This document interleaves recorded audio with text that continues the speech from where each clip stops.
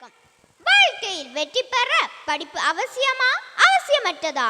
கல்விக்கூடம் பக்கமே திரும்பாதவன் கோடி கோடியாக சொத்து சம்பாதிக்கிறான். படித்தவன் படிக்காதவன் கம்பெனியில் வேலை செய்கிறான். ஆகவே வாழ்க்கையில் வெற்றி பெற கல்வி தேவையா தேவையற்றது என்பது கேள்விக்குறியாகி வருகிறது. வாருங்கள் விவாதிப்போம். கல்வி தேவை என்பதை விவாதிக்க ஜியோனா, டெனினா, கேடன் குழுவினரும், கல்வி தேவையற்றது என்பதை விவாதிக்க தக்ஷனா, பெர்னோ, அடோனா அணியினரும் வருகை தந்துள்ளார்கள். வாருங்கள் கரவொலி எழுப்பி இரு அணியினரையும் வரவேற்போம். இப்போது கல்வி தேவை என்பதை விவாதிக்க ஜியோனா அவர்கள் வருகிறார்கள். நடுவர் அவர்களே, வாழ்க்கையில் வெற்றி பெற கல்வி அவசியம்.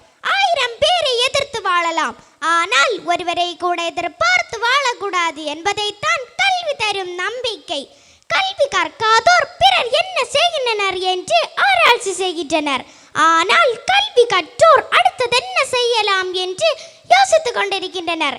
கற்க கசரட கற்பவை கற்றபின் நிற்க அதற்கு தக என்னும் 7 சொற்கள் கற்க வேண்டிய நூல்களை கற்று நிற்க வேண்டிய நிலையில் நிற்க வேண்டும். இதற்காகவே ஒரு சொல்லில் கூட துணைக்கால் போடாமல் திருவள்ளுவர் எழுதியிருக்கிறார் என்று நினைக்கிறேன். அறிவுதான் வளர்ச்சி.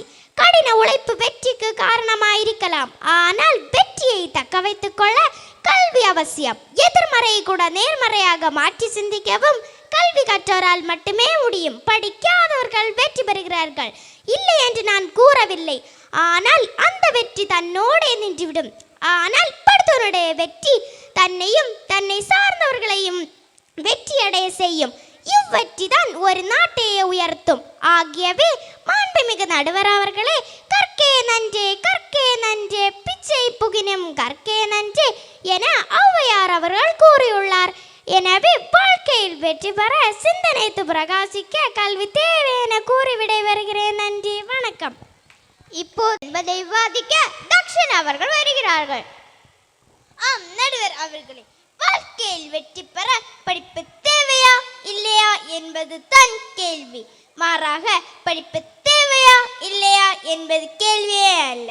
மீண்டும் கூறுகிறேன், வாழ்க்கையில் வெற்றி பெற படிப்பு தேவையா இல்லையா என்பது தான் கேள்வி. மாறாக படிப்பு தேவையா இல்லையா என்பது கேள்வியே அல்ல. புத்தகத்தை வாழ்க்கையில் படித்தவனை விட வாழ்க்கையை புத்தகமாக படித்தவர்கள் தான் நிறைய சாதித்திருக்கிறார்கள். சமைக்க கேட்டரிங் படிப்பு படித்திருக்கலாம், ஆனால் உணவு பெயரிட்டு தரும் சரி என்ன படித்திருப்பார்? ஒருவேளை படிக்க தச்ச செய்த நாற்காலில் தானே நாம் உட்கார்ந்திருக்கிறோம். அது சரி, படிக்காமல் இவ்வளவு வேலையை பார்க்கலாமா? நடுவர் அவர்களே, படித்தவனுக்கு வேலையை தடை, நான் அந்த வேலையை செய்ய மாட்டேன், இந்த வேலையை பார்க்க மாட்டேன் எனவும் பல காரணங்கள் கூறி ஓரமாக நின்று கொண்டிருக்கிறார்கள். கொஞ்சம் படித்தவன் ஊரை விட்டே செல்கிறான், அதிகம் படித்தவன் மாநிலத்தை விட்டே செல்கிறார்கள். அப்படின்னா ரொம்ப படித்தவர்கள் நாட்டை விட்டே போயிடுவார்களா? நாம எல்லோரும் படிக்காத காரணத்தினால இங்கே உட்கார்ந்திருக்கிறோம். நடுவர் அவர்களே, 5000 ரூபாய் இருந்தால் பெட்டி கடையை வைக்கலாம், 50,000 ரூபாய் இருந்தால் மளிகை கடையை வைக்கலாம், 5 லட்சம் ரூபாய் இருந்தால் சூப்பர் மார்க்கெட் வைக்கலாம். அப்படின்னா 50 லட்சம் ரூபாய் இருந்தால் ஃபேக்டரியை வைக்கலாமே. நடுவர் அவர்களே, படித்தவனுக்கும் படிக்காதவனுக்கும் என்ன வித்தியாசம்?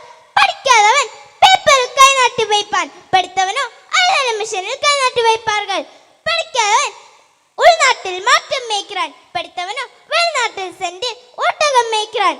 படிக்காதவன் சொந்த காசில் ஆட்டோவில் போகிறான், படித்தவனோ கடலுக்கு கார் வாங்கி ஆடாமல் போகிறானோ. நடுவர் அவர்களே, கடன் அடைக்க ஐயோ என்ன வழி என்னை அடைகிறார்கள்.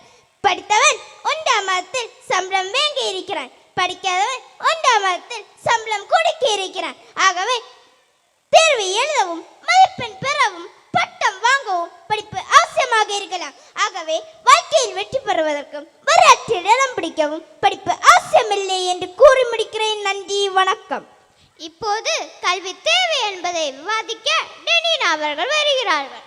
நடுவர் அவர்கள், இவர்களுக்கு படிப்பு வேண்டாம் என்று பேசக்கே படிப்பு தேவைப்படுகிறதே.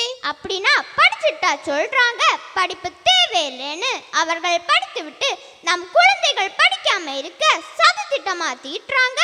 நடுவர் அவர்கள், விவசாயி படித்த நபர் உருவாக்கிய மோட்டரை பயன்படுத்தி விளைச்சலுக்கு தண்ணீர் பாய்ச்சலாம். ஆனால் அந்த மோட்டர் பழுதாகி விட்டால் அவரால் சரி செய்ய முடியுமா? லட்சத்திற்கு எத்தனை சீரோ ஒன்று தெரியாமல் லட்சாதிபதி பிச்சாதிபதியாக எத்தனை நாள் தேவைப்படும்? படிக்காத காமராஜர் நான் படிக்கவில்லை, அதனால் நீங்களும் படிக்க வேண்டாம் என்று கூறியிருந்தால் இன்று இவ்வளவு கல்வி நிறுவனங்கள் உருவாக்கி இருக்குமா? நம் பிள்ளைகள் படிக்க வேண்டும் என்று மதிய உணவு வழங்கி குழந்தைகளை பள்ளிக்கு அனுப்ப சொன்னார். ஆமா ஆமா, காலை உணவும் மதிய உணவும் முட்டையோட வந்திருக்கு. நடுவர் அவர்களே, படிப்பு வேண்டாம் திறமை பொதுமை என்கிறார்கள். அப்படி என்றால் சமூகத்தில் திறமைசாலியாக எத்தனை பேர் இருக்கார்கள்? விரலால் எண்ணக்கூடிய ஒரு நபர்களால் மட்டுமே சாதிக்க முடியும். ஆனால் படிப்பு திறமை இருந்தாலும் இல்லாவிட்டாலும் அவர்களை சமமாக தான் உயர்த்தும். ஆகவே பணம் மற்றும் பொருள் சேர்க்கவும் அவற்றை தக்க வைத்துக் கொள்ளவும் படிப்பு மிக மிக அவசியம். படிப்பு மட்டுமே வாழ்க்கையில் வருவதை உயர்த்தியதோடு மட்டுமல்லாத வாழ்க்கைக்கு வெற்றிக்கு வழி என்று கூறி அமர்கிறேன். என்ன இது ஒரே குழப்பமாக உள்ளது? இவர்கள் கூறுகிறார்கள் படிப்பு அவசியம் என்று, எதிரணியினர் கூறுகிறார்கள் படிப்பு அவசியம் இல்லை என்று. ஒரே பரத்தமாக உள்ளதே. படிக்கணுமா வேண்டாமா? வாருங்கள் பர்னா, அவரை சற்று தெளிவுபடுத்துங்கள்.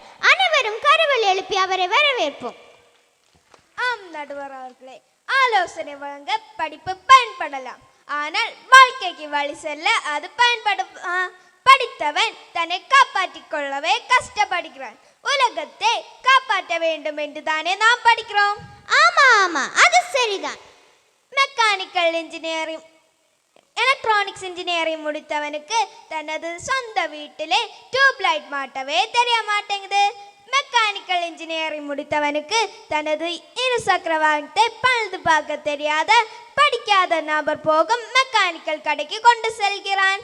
வருடத்திற்கு ஏறக்குறைய 2 லட்சம் இன்ஜினியர்கள் வெளியே வாரார்களாம். அப்படி என்றால் ஒரு ஹெலிகாப்டர் வாங்க நாம் எதற்கண்டே நாடுகளை அணுக வேண்டும்? ஓ, அதனால் தானே படித்தவர்கள் எல்லோரும் குண்டக மண்டக யோசிக்கிறார்கள். ஐயா, ஒரு மாடு மேய்ப்பவன் மாட்டின் கழுத்தில் மணியை கட்டிவிட்டு வீட்டினுள் உட்கார்ந்திருந்தானாம்.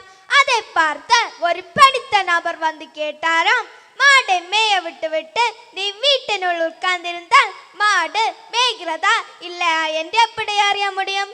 அதற்கு அவர் கூறினாராம், மாடு மேய்ந்து கொண்டிருந்தால் மணியின் சத்தம் கேட்கும், இல்லை என்றால் கேட்காது.